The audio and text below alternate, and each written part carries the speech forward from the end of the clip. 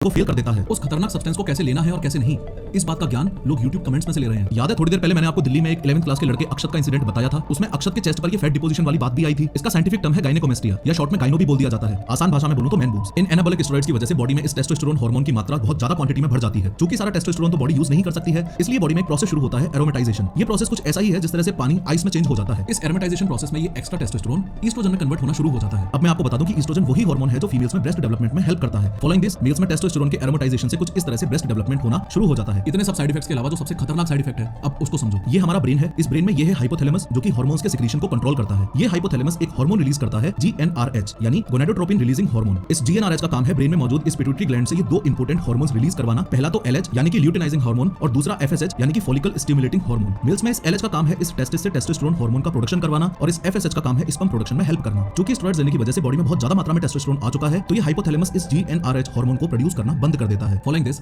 Natural testosterone का production ना के बराबर हो जाता है। ये सुनकर तो आपके होश ही उड़ जाएंगे कि स्टेरॉइड्स लेने के कुछ ही दिनों में स्पर्म प्रोडक्शन डिक्रीज हो जाता है और टेस्टिकल्स भी श्रिंक होना शुरू हो जाते हैं। एक रिसर्च के अकॉर्डिंग 27% लोगों को इरेक्टाइल डिसफंक्शन और 57% लोगों को डिक्रीज्ड सेक्स ड्राइव भी फेस करनी पड़ती है। एक चौंकाने वाली बात ये भी है कि इस रेस में सिर्फ मेल्स ही नहीं बल्कि फीमेल्स भी शामिल हैं। सबसे पहले तो ये समझो कि फीमेल्स में टेस्टोस्टेरोन बहुत ही कम क्वांटिटी में मिलता है। जब फीमेल्स अपनी मसल्स बिल्ड करने के लिए ये स्टेरॉइड्स लेना शुरू करती हैं तो उनकी बॉडी में बहुत ज्यादा मात्रा में टेस्टोस्टेरोन की अवेलेबिलिटी होने लगती है। फॉलोइंग दिस उनकी फीमेल कैरेक्टरिस्टिक्स खत्म होने लगती हैं। शॉकिंगली उनकी आवाज चेंज होते होते आदमियों की तरह हो जाती है और बॉडी पर एक्सेस में बाल आने लग जाते हैं। आप बिलीव नहीं करोगे पर आदमियों की तरह बियर्ड्स आने लगती हैं और इस ज्यादा टेस्टोस्टेरोन की वजह से क्लिटोरल एनलार्जमेंट तक हो जाता है। मोरओवर इस वीडियो की स्टार्टिंग में जो दो रियल इंसिडेंट्स मैंने आपको बताए थे, उन दोनों ही इंसिडेंट्स में आपने एक बात जरूर नोटिस की होगी, एकदम एक्सट्रीम लेवल की एग्रेसिवनेस। ये देखो कैसे ये जिम में नॉर्मल कन्वर्सेशन करते करते अचानक एक जानवर बन गया और सामने वाले बंदे को जान से मारने पर उतारू हो गया। असल में मेडिकल लैंग्वेज में इस चीज को रॉइड रेज बोला जाता है। एनाबॉलिक स्टेरॉइड्स अब्यूज का ये एक बहुत बड़ा साइड इफेक्ट है। इस केस में गुस्से का, एग्रेशन का और मारपीट का अचानक से एक बड़ा स्पाइक आता है और फिर वो इंसान थोड़ी देर बाद नॉर्मली बिहेव करने लगता है। अब स्टेरॉइड्स के केस में एग्रेसिवनेस का जो फेज आपने देखा उससे भी कई गुना ज्यादा खतरनाक फेज एम्प और टर्मिन के केस में होता है। इनफैक्ट आपको ये भी पता होना चाहिए कि स्टेरॉइड्स कोई सस्ती दवाइयां नहीं है, काफी महंगी दवाइयां हैं और स्टेरॉइड्स की एक साइकिल में काफी खर्चा हो जाता है। इसलिए काफी लोग अपनी वर्कआउट की परफॉर्मेंस को एनहांस